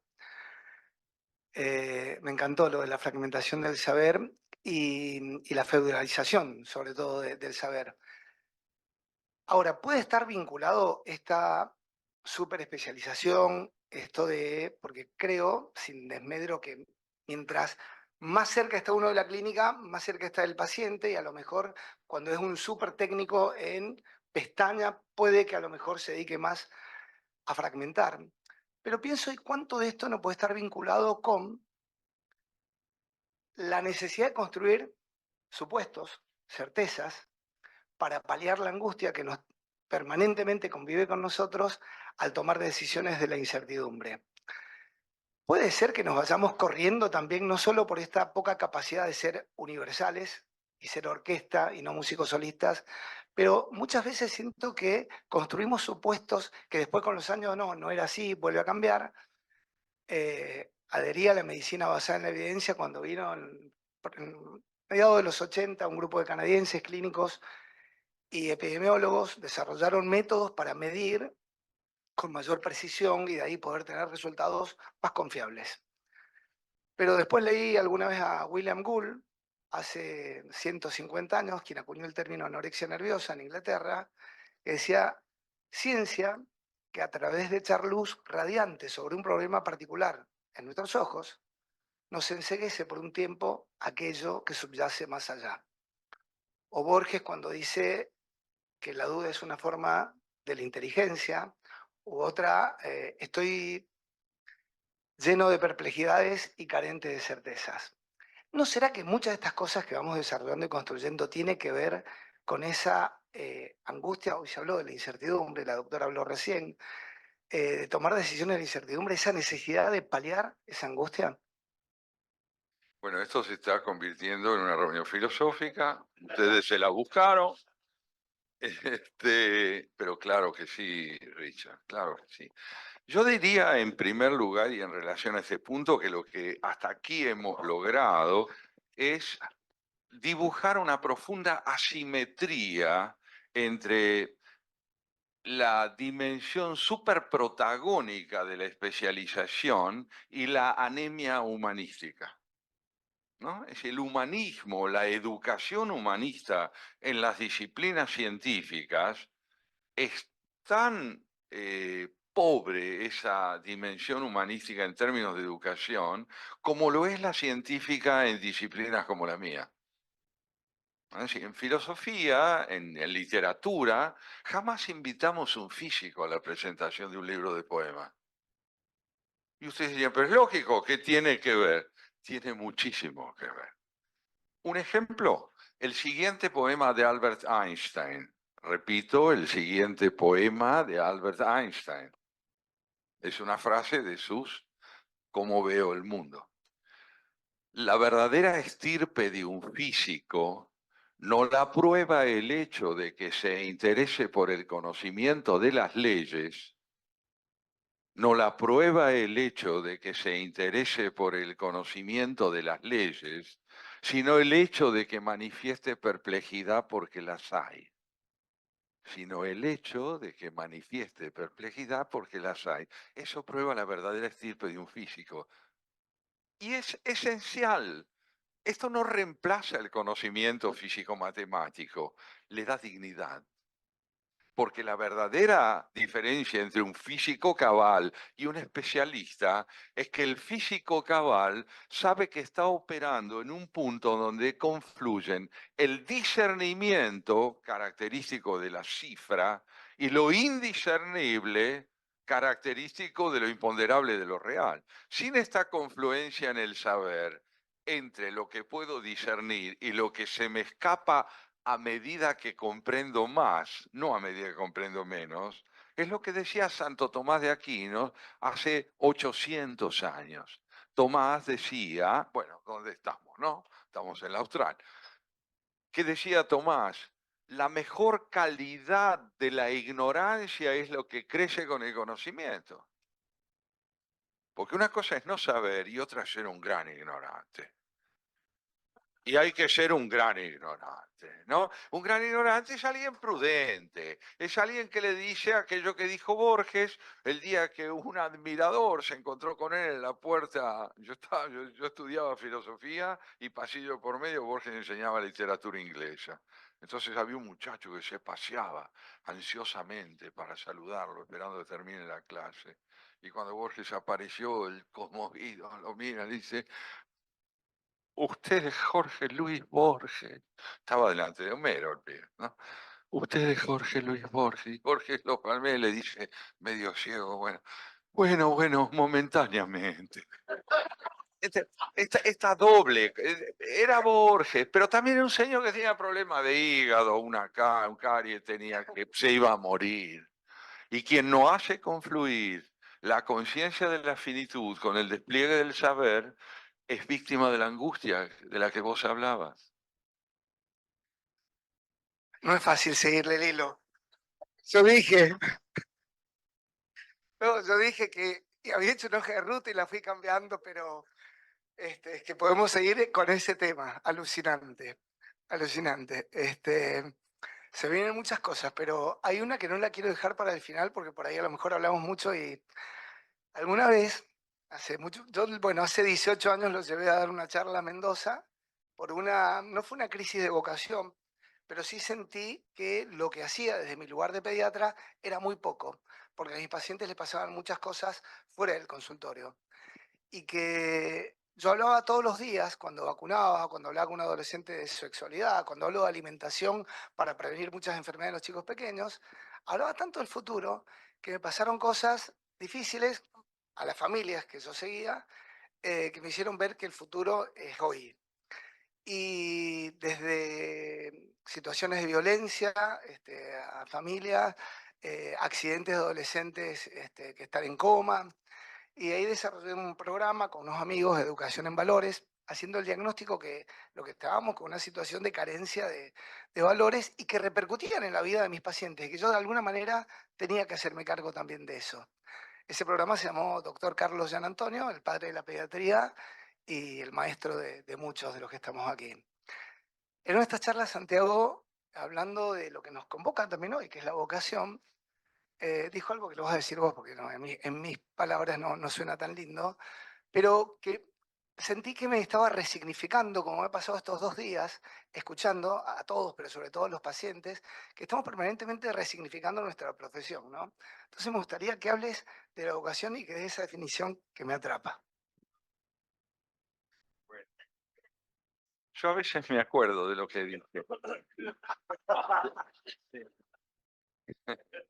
No, el tema vocacional es fundamental porque está en el centro del valor que le adjudicamos a lo que hacemos. Es decir, yo no creo que alguien pueda decir que al tener una vocación no tiene una idea totalizadora de sí mismo. La vocación no es algo que nos interesa.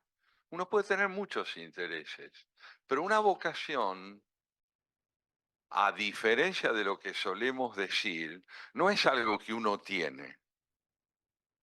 Una vocación es algo que lo tiene a uno. El que está en manos de una vocación es siervo de una pasión. La vocación no se elige. Se eligen intereses, qué sé yo, a mí me gusta mucho la guitarra, me gusta. Ahora, un guitarrista no es un señor al que le gusta mucho la guitarra. Es un tipo que si no toca la guitarra se desdibuja como sujeto. Un médico, un pediatra, estrictamente hablando, no tiene una especialidad, sino que homologa lo que hace una posibilidad de constituirse en sujeto total. Quiero decir con esto lo siguiente, no es que uno sea pediatra en todas las horas de su vida, pero la ética de la pediatría o gobierna su vida fuera del consultorio, como este desvelado, ¿no es cierto? Que no le alcanza, él dice que no le alcanza. Está evaluando mal el efecto benéfico de todo lo que hace, yo después les cuento.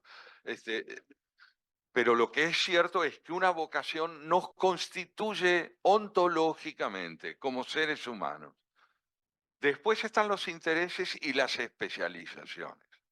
Pero si nuestra actividad no tiene posibilidad de constituirse en un recurso constructivo de identidad subjetiva en el más alto de los sentidos, es porque estamos actuando enajenadamente en un contexto igualmente enajenado, porque también es el medio el que promueve el olvido de aquello que nosotros quisiéramos ser y hacer. Entonces, si estamos en una cultura y en una etapa de la civilización que tiene un rasgo problemático distintivo, es la evanescencia creciente del valor de la subjetividad. Lo que un sujeto es en tanto sujeto que quiere ser lo que hace, que quiere ser lo que hace. Por eso la vocación la definía muy bien Stendhal, un gran escritor del siglo XIX. Él decía, no, no hay nada más hermoso que tener por oficio la propia pasión. No hay nada más hermoso. Ahora, luchar por ejercer la propia pasión es también luchar por la transformación de una sociedad.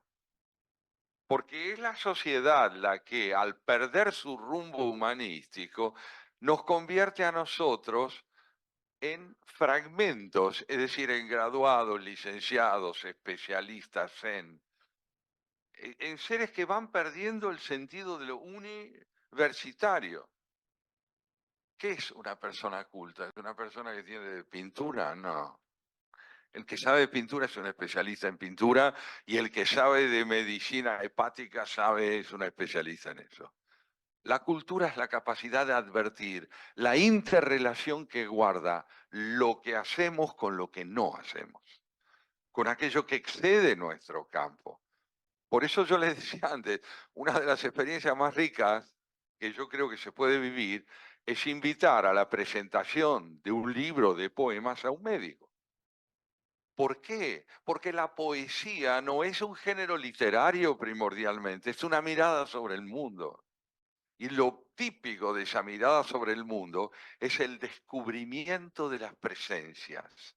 ¿Qué quiere decir esto? La costumbre, el prejuicio, la indiferencia, el hábito opacan nuestra visión de la realidad. Asombrarse es una aptitud humana única de nuestra especie. No hay canguros que tengan perplejidad. El ser humano es el único ser que se asombra y asombrarse es descubrir una presencia inédita. Si un paciente, un niño, una mujer, un hombre, no nos llenan de asombro cuando ingresan a nuestro consultorio, si su singularidad no se nos impone como indispensable, es porque estamos mal situados y en una sociedad que está mal situada. Maravilloso. Estos días atravesaron muchos conceptos, muchos valores, pero como acabas de hablar de la pasión, que también se habló, tenías una anécdota muy linda de un músico relevante que le escribió a su padre, ¿no? ¿La podés contar sobre la pasión? Bueno, se refiere a Mozart. En el año 1772, Mozart tenía 21 años y estaba en París. Se oye bien, ¿verdad? Sí. Estaba en París, el padre lo había mandado a Versalles para que toque allí, porque vivían de lo que Mozart ganaba como pianista y como incipiente compositor, pero sobre todo como pianista en aquel entonces. Ahora, él está harto de estar en Versalles, porque le escribe al padre diciéndole, mira papá, estamos en la corte de Luis XVI, Luis XV. Papá, aquí han liquidado la poesía ya. Esta gente vive y naufraga en un formalismo sin sustancia. Y pronto van a matar la música. Pues no les interesa la música, no les interesa el riesgo de la música. Entonces escuchan mientras hablan y quieren música para conversar, pero no escuchan. Y yo creo que en este momento hay en Alemania 3 músicos. Johann Sebastian Bach, Haydn y yo. 21 años. El padre le contesta como le contesta a uno, un chico de 21, cuando dice algo así. Decime, mocoso, ¿vos quién te crees que sos? Sí, le digo, no, pero escúchame, Bach, Haydn, vos. Y él le dice, papá, en mí la música está viva, eso me une a los que son más grandes que yo. Y el tema es ese, si uno es un profesional o está vivo, porque en nuestra especie lo ideal es morir una vez y nacer 2. Morir una en manos de la naturaleza, cuando la edad y el tiempo así lo determinan. Pero lo ideal es nacer 2 veces, una parido por nuestra madre y la otra por una vocación. Ahí es cuando uno se da a luz con un proyecto de vida. Una cultura, una sociedad que aliente en esto genera personas, no individuos, personas. Y yo creo que es indispensable que en profesiones como las de ustedes o la mía esté presente esa alteridad que está representada por quien no hace lo que uno hace, pero ama lo que uno ama. Esa es la cuestión, ¿no? Maravilloso. Es buenísima la de la pasión. Es muy buena. Les agradezco mucho, pero déjenme contarles otra anécdota. Cuando yo me gradué en filosofía, mi padrino de tesis era un médico, Eugenio Pucciarelli se llamó. Es un notable médico y muy buen profesor de filosofía. Era un hombre hierático, muy formal. Entonces, cuando se acerca a la sala donde yo guardaba a saber si me había graduado o no, me dice, lo felicito, Kovatlov, es usted ahora un licenciado en generalidades. Y después agregó, no deje de serlo nunca. Yo no sé si me auguraba un gran fracaso o me quería decir otra cosa. Con el tiempo comprendí que lo que él quería decir es que si yo me tenía que ganar la vida como filósofo, era bueno que supiera, por ejemplo, mucho de filosofía medieval o moderna y que diera clases de eso, pero que no agotara mi vocación en la especialización. Que lo trascendente del inicio de la conversación propuesta por Richard estuviera vivo. ¿Y qué es lo trascendente? Lo que convierte a nuestra especialidad en la herramienta de una concepción del hombre, no de un paciente, del hombre. Si logramos eso, yo creo que vamos camino de lograr que el humanismo sea una versión definitiva de lo que es el saber y el conocimiento. Tal vez esto sea muy difícil, pero como dijo el general San Martín en ocasiones más complejas, es imprescindible. Es imprescindible. Tenemos tenemos muchas cosas más, el tiempo nos irá marcando, Gaby, pero hay dos cosas puntuales, porque se trataron en las jornadas, se habló mucho de educación, y no recuerdo ya si fue ayer a la tarde, se habló del pensar y el sentir. Entonces, respecto a educación, lo que te quería contar y después preguntar, es cuando hicimos los cambios curriculares en nuestra universidad, incorporamos, bueno, muchos cambios, sobre todo no solo en la estructura, sino en la bibliografía. Y una de las lecturas que se llama la entrevista médica de Cohen Cole habla de las 3 funciones de aproximación, que no las voy a detallar, pero sí me gusta que el tercer punto, la tercera función, es educar y motivar. Pareciera ser como tal vez sea una de las herramientas o más poderosas que tenemos los profesionales de la salud para modificar conductas, hábitos, para mejorar la adherencia a tratamiento, pero somos muy malos. No somos buenos educadores, aunque lo creamos, y tampoco somos grandes motivadores. Yo hace unos años hice la licenciatura en docencia universitaria y me di cuenta de todo lo que no sabía. Venía años siendo profesor de una facultad y no sabía nada. Probablemente siga parecido, pero me di cuenta por lo menos de todo lo que no sabía como profesor. Entonces, cuando empezamos a hacer estos cambios, también yo me di cuenta de todas las carencias que tenía como médico. Entonces, respecto a la motivación, digo que ha habido en la historia de la humanidad muchas cosas. Yo voy a traer 2 cortitas, pero una es la de Alfredo Barragán, ese abogado bonaerense que tenía la hipótesis que hace siglos atrás habían venido del África en balsas, habían atravesado el Atlántico y tenía esta teoría de que habían llegado poblaciones africanas en mínimas balsas. Bueno, fue algo que había estudiado. Desarrolla el proyecto Atlantis y consigue donaciones de velas de la Armada y todos unos troncos especiales y construye, y con 4 amigos, 5 personas, cargados de bidones de agua y una serie de cosas, durante 52 días sale de Tenerife y llega a las costas de Venezuela. Y le preguntaron, todos los medios cuando llegaron, creían que no llegaban, ¿qué podía decir? Y él solo dijo, que el hombre sepa que el hombre puede. Y hoy escuché tantas historias conmovedoras que lo único que me hicieron sentir es eso. Y hay veces que siento, no pienso, que los pacientes están más convencidos que pueden que nosotros mismos. La otra mínima, no la voy a contar, pero siempre quise ir al avión de los uruguayos, al Valle de las Lágrimas, y este año lo hice. Casi me muero en el intento, pero lo hice. Y estando ahí en el avión y en todos los restos del avión, pensaba en esos hombres, en esos chicos, que con zapatillas, uno cruzó con botines de rugby, con una ropa de lo que podían, estuvieron 72 días en la cordillera, sin nada de nada, pero estaban convencidos de que podían, y lo hicieron. Entonces digo, primero, qué pobreza que tenemos en reconocer el poder de la palabra, creo que no nos damos cuenta. Pero lo otro es respecto a esto de la motivación, que debemos aprender de muchos hechos, como estos que acabo de contar, pero sobre todo de muchos pacientes que nos muestran que pueden. ¿Vos qué nos podrías decir, Santi, respecto a, desde tu mirada, cómo podríamos hacer para ser mejores motivadores? Bueno, ante todo, me gustaría hacer una reflexión sobre la ejemplaridad, ¿no? La ejemplaridad es un estímulo y un riesgo. Nosotros tenemos padres de la patria. Ahora, como la educación que normalmente recibimos nos remiten al hecho de que estos padres son seres excepcionales, difícilmente podamos ser como ellos, ¿no? Empeñarse en ser como Belgrano o como San Martín, como Pueyrredón. ¿Qué quiere decir un padre de la patria?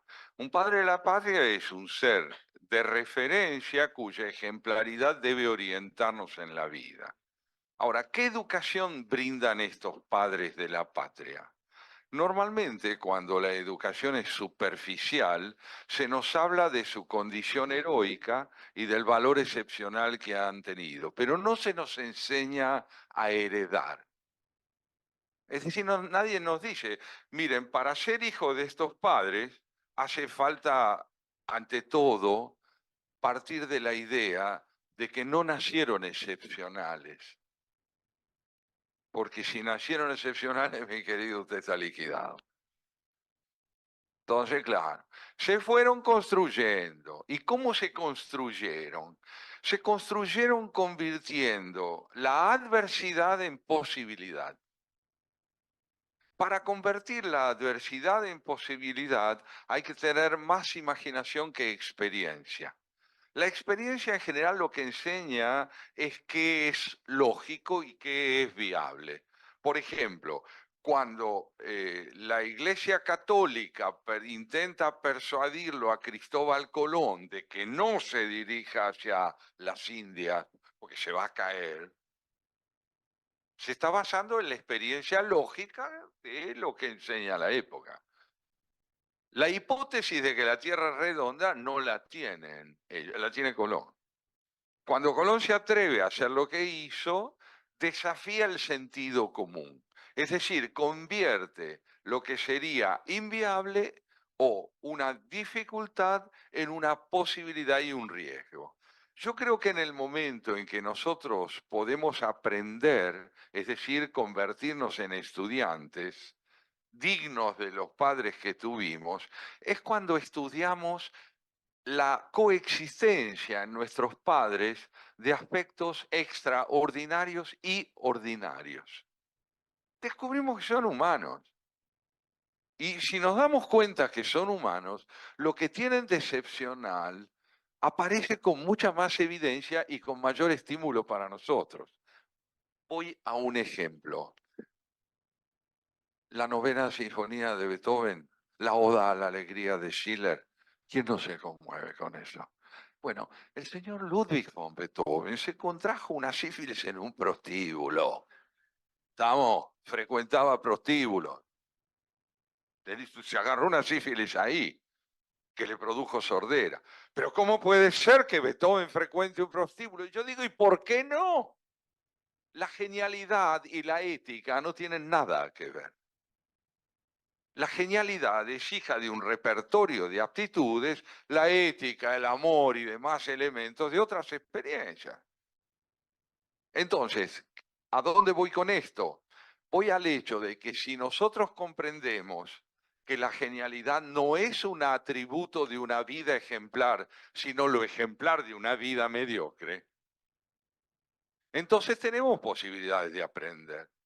La verdadera educación empieza en el momento en que un maestro viene y nos transmite la alegría de aprender, no el conocimiento, la alegría de aprender. Porque es esto lo que genera complejidad y complicidad. Un estudiante se conmueve cuando ve a su maestro convocándolo para explorar juntos un tema, no para que le transmita algo que él ya sabe. Etimológicamente, maestro quiere decir el que tiene más luz, el que está arriba, magister, magisalte, el que está sobre los demás. Y un alumno es el que no tiene luz propia, alumine, no.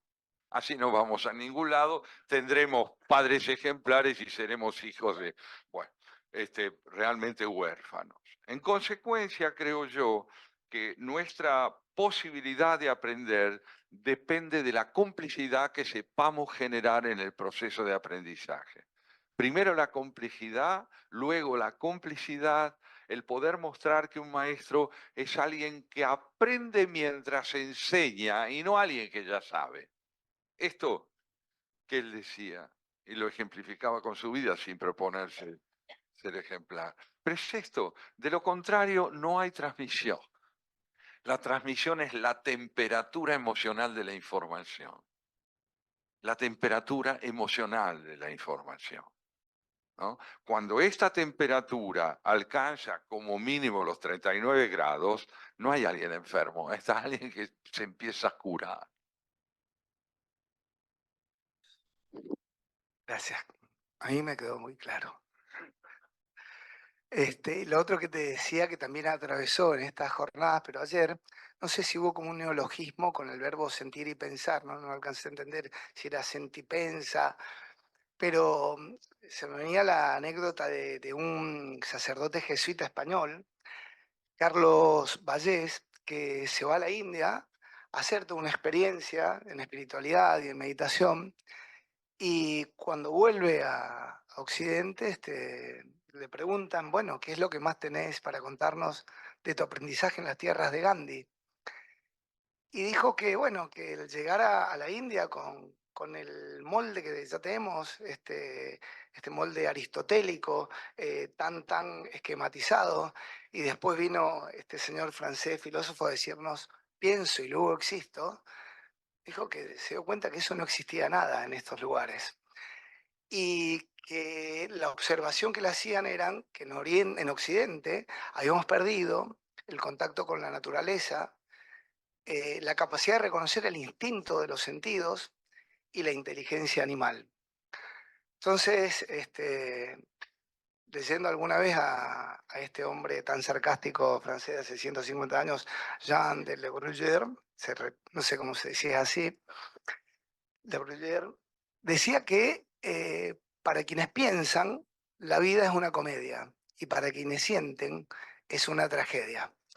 Entonces yo quería pedir tu mirada respecto a esto del sentir y el pensar, y lo engancho con lo que hablamos más temprano respecto a esto de la necesidad de evidencia, de escaparle a la incertidumbre. Si no nos ponemos muchas veces en esto que nos distancia con los pacientes y a veces es una barrera en la construcción de empatía, si este miedo a sentir y esta comodidad en el pensar no nos juega por ahí en contra. Bueno, hay una pregunta que vale la pena reformularse y es ¿qué significa pensar? Si nos detenemos 2 minutos en la pregunta, advertirán ustedes que es muy fácil no es responder. Yo pienso que en general uno no piensa. Uno tiene ideas ajenas, las toma y las dice. Pensar es una actividad totalmente infrecuente. Realmente es altamente improbable que alguien tenga una idea. Que tenga una idea. Lo que hacemos es circular ideas que andan por ahí. Esto no es un defecto.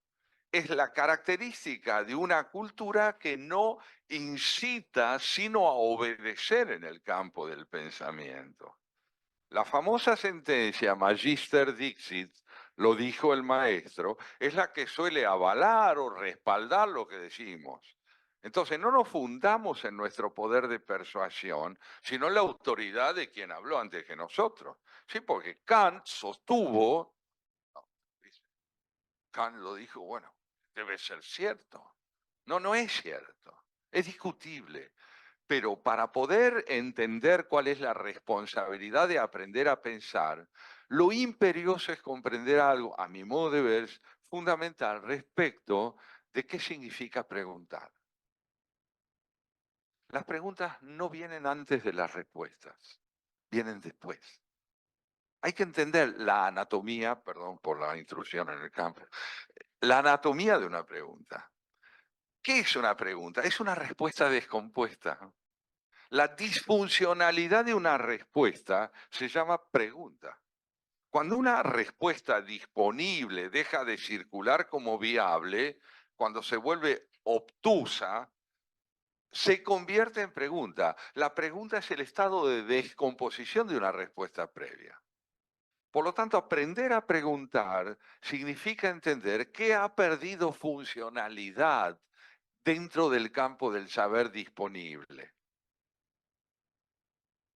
¿Qué ha perdido funcionalidad dentro del campo del saber disponible? La Tierra es plana. Sí, hoy, en el año 973 de la era cristiana, me parece bien. ¿Por qué no? Si realmente, porque si no fuera plana nos caeríamos. Me parece perfecto, es un silogismo clarísimo. Ahora, en 1999 no va más. ¿Qué ha pasado? ¿La verdad perdió relieve? No, una concepción de la verdad perdió relieve.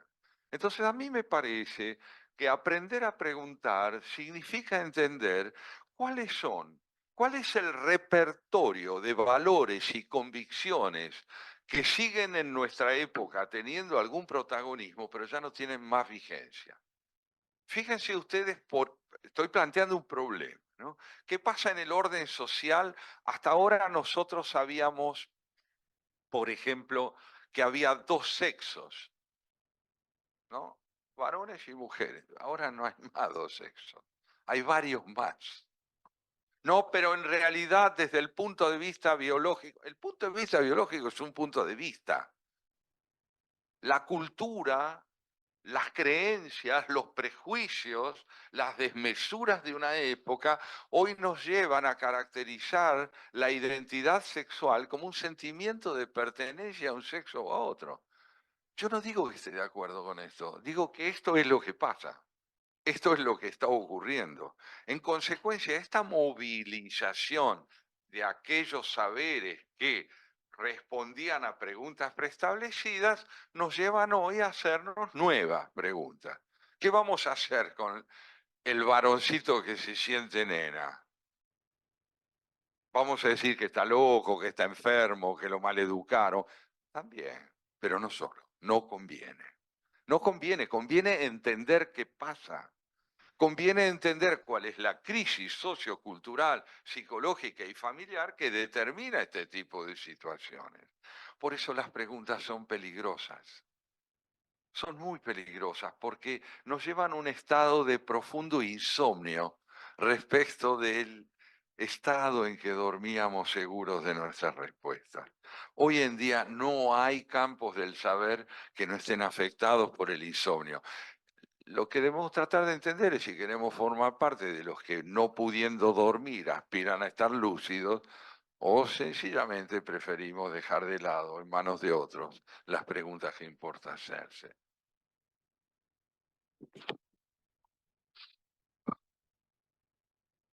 Yo no sé cuánto tiempo más nos queda, Gaby, pero sí, bueno.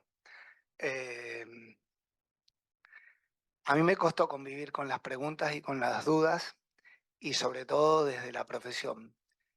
Y no puedo decir que la he abrazado a la duda, pero trato. Y trato bueno, de que estas preguntas, sobre todo las preguntas que recibo cotidianamente desde los pacientes, me renueven aunque sean incómodas a veces y me corran de lugar, las retengo, como estos 2 días que me han llenado de preguntas. Otro de los temas que se habló en estos 2 días, pero hoy lo vivencié y con mucha emoción. Bueno, Pedro que está ahí con toda su historia, pero las historias de todos, tu historia, la historia de Steffi con su niña perdida, de este plano. Santiago tiene un libro que es uno de los libros que más he regalado creo en mi vida, cada vez cuesta conseguirlo, pero se llama El enigma del sufrimiento. Y cuando lo leí pude entender de otra manera el sufrimiento y pude ver el sufrimiento como una alquimia, como un cincel y un martillo, que es algo que si lo dejo entrar me puede sacar mejor. Hoy Pedro lo dijo de manera hermosa después de transitar su enfermedad y cómo se convirtió. Convivimos a diario con el sufrimiento, es parte de nuestras vidas. Y no es nuestro sufrimiento, sino el sufrimiento sobre todo de las familias que acompañamos.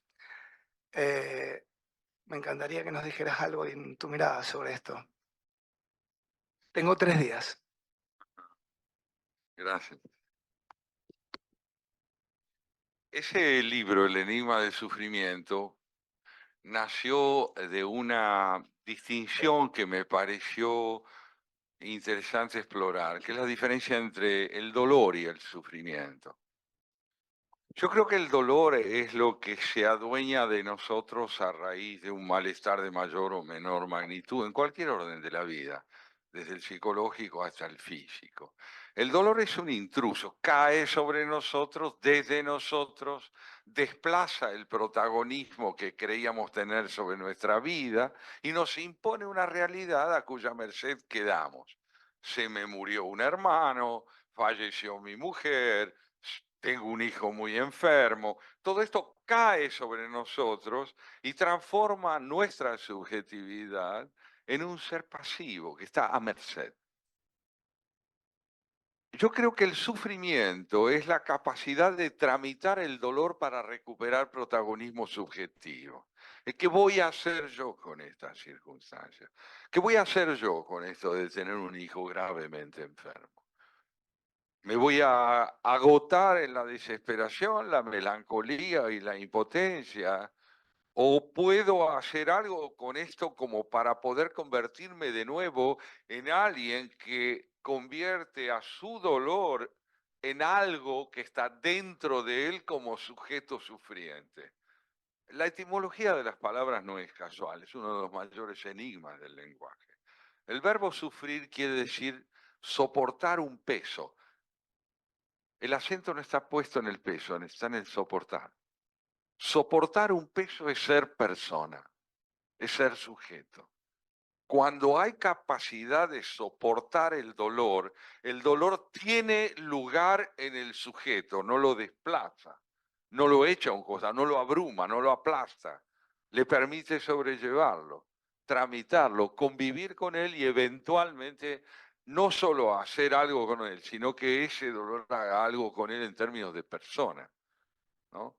Las personas que no han convertido a su dolor en sufrimiento generalmente son víctimas o de la desesperación o de la melancolía, ¿no? La caracterización freudiana de la melancolía como la sombra, ¿no?, del ausente que cae sobre uno y lo absorbe, lo paraliza, es muy, muy cierta.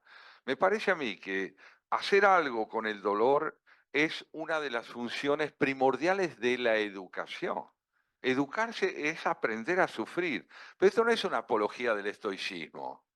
Suframos, ¿no? Sufrir es algo realmente valioso. Un ser maduro es un ser que sufre. Es decir, que carga con sus dolores.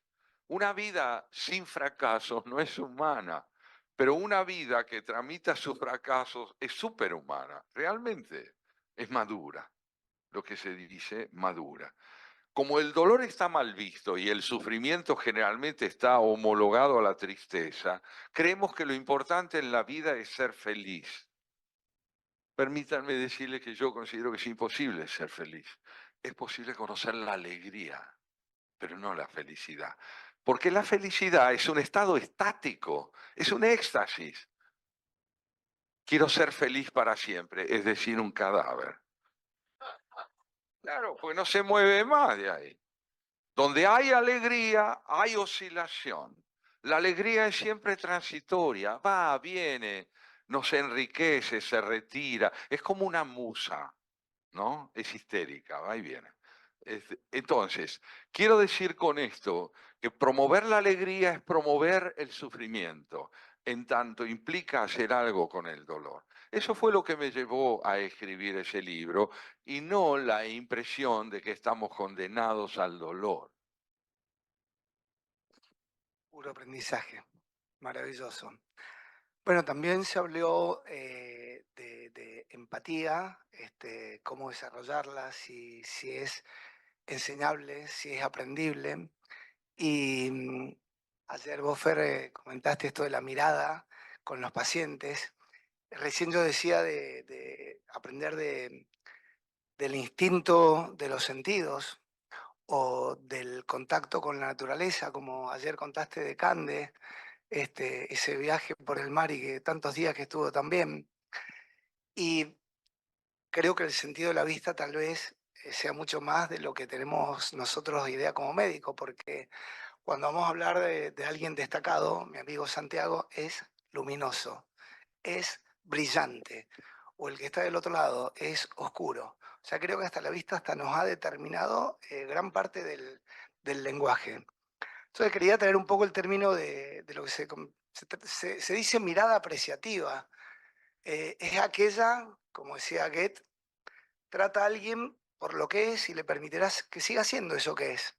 Pero trátalo por lo que puede ser y le favorecerás que despliegue toda su sala y su potencial para hacer eso a lo que está llamado a hacer. O el poeta Virgilio decía, pueden porque creen que pueden, no porque saben que pueden. Y todas las historias que escuchamos en estos días, sentí que quienes pudieron transitarlo es porque no sabían que iban a pasarlo, sino porque sintieron que lo tenían que hacer. Pensando en la construcción de empatía, en la enseñanza de la empatía, ¿qué rol puede jugar la mirada? Porque San Antonio nos hablaba y nos decía muchas cosas de la mirada, que no la voy a traer hoy acá, pero ¿cuál es tu mirada? Empiezo con una anécdota, después voy a conceptualizarlo más. La anécdota lo tiene nuevamente como protagonista Beethoven. Ustedes saben que hay una sonata de Beethoven que se llama Para Elisa, una sonata para piano. ¿Quién era Elisa?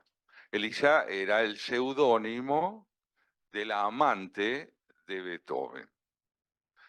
La señora estaba casada. Él escribe esa sonata y su mecenas, que era un noble, la escucha, lo escucha un día a Beethoven interpretarla y queda cautivado por la inmensa belleza de esa melodía. Y le dice, ¿sabes una cosa? Me encantaría conocerla a Elisa.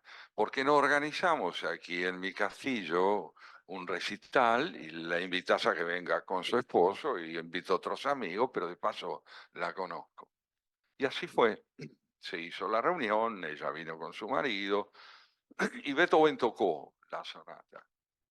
Y su mecenas la conoció, la vio a Elisa.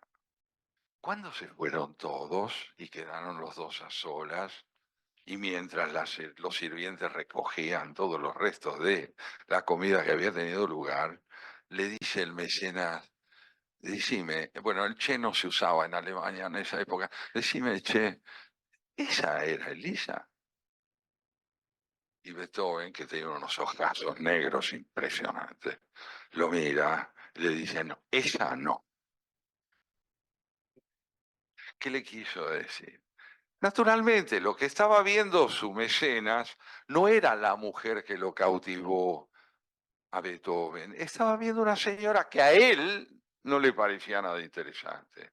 Pero el amor es intransferible. Vieron que uno de los más deliciosos errores que cometen los padres recién ingresados a la categoría de tales es decir, ¿viste qué hermoso es mi hijo? Uno es educado, normalmente dice que pues, sí, claro, es igual a mi marido, por supuesto. ¿Y los ojos que tiene? Bueno, todos los chicos serían el mismo chico, porque todos son hermosos.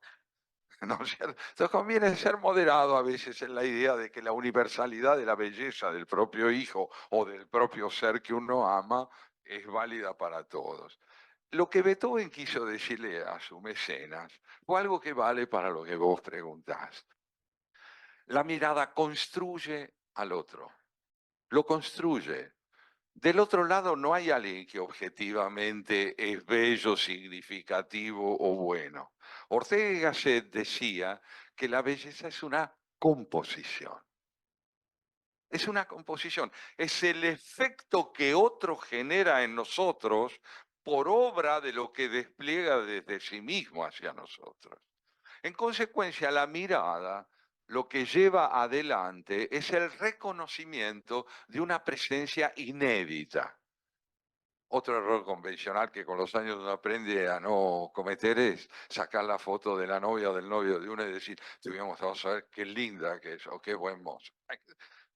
No, estoy enamorado, estás enamorada, fenomenal. Hasta ahí vamos bien. Seamos prudentes, ¿no? Porque la belleza es un don intransferible, sostenido por la mirada del agradecido que tiene la posibilidad de constituirla. Y un último razonamiento en este sentido y en este contexto es hablar de lo que es el amor al prójimo. El amor al prójimo no es una donación de narcisismo hacia otro. Yo no lo amo al otro como a mí, no que le dé un cacho del amor que me tengo al otro. Eso no es el amor al prójimo. Amar al prójimo implica entender primeramente qué quiere decir uno. Uno es un ser probable, no es un ser evidente. Su valor significativo depende del mundo de interacciones que desplegamos. Hay un poema muy hermoso de Carlos Drummond de Andrade, un gran poeta brasileño, que en español diría más o menos así. Juan amaba a María, que amaba a José, que amaba a Estela, que amaba a Juan.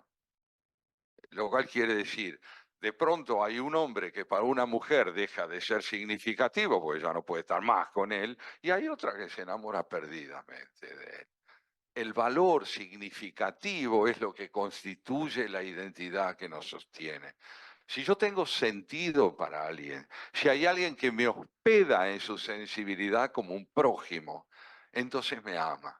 Amar al prójimo es entender que el otro no tiene dueño, no es de uno. Amarlo no es poseerlo.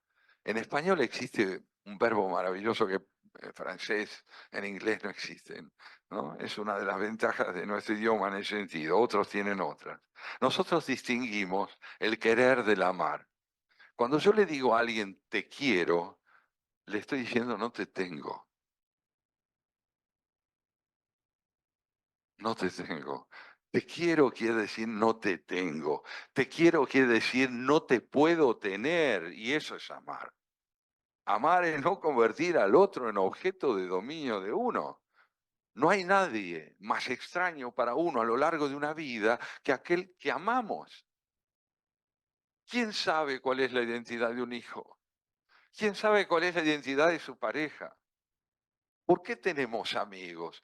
Para que nos den identidad, para que nos saquen del naufragio de la incertidumbre que brindan los espejos. Frente a un espejo conviene cada tanto tratarse de usted.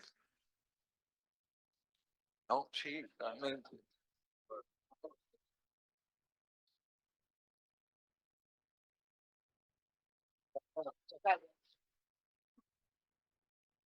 Bueno, muchísimas gracias. Era un espacio literario, filosófico, y también tuvo su cuota de humor. Yo quiero decir nada más que fueron, además de luminosas y reflexivas, muy esperanzadoras estas jornadas. Y tu profesor Borges decía que había observado a lo largo de los años que la belleza como la esperanza son frecuentes. Que todos los días, aunque sea por un instante, estamos en el paraíso. Y para mí estos 2 días y este momento especial de estar con vos y con todos ustedes ha sido estar en el paraíso. Muchas gracias. De mi parte también muchísimas gracias. Créanme que ha sido muy grato, sobre todo poder palpar la cercanía de las miradas. ¿Eh? Yo no siento que estuve ante ustedes, siento que estuvimos juntos y eso les agradezco.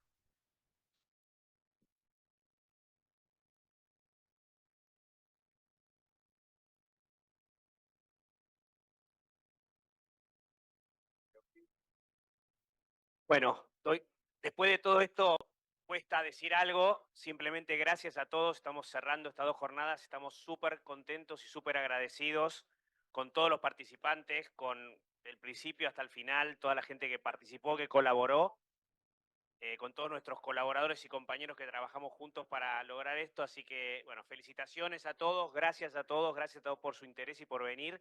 Y bueno, seguiremos intentando hacer cosas así en un futuro.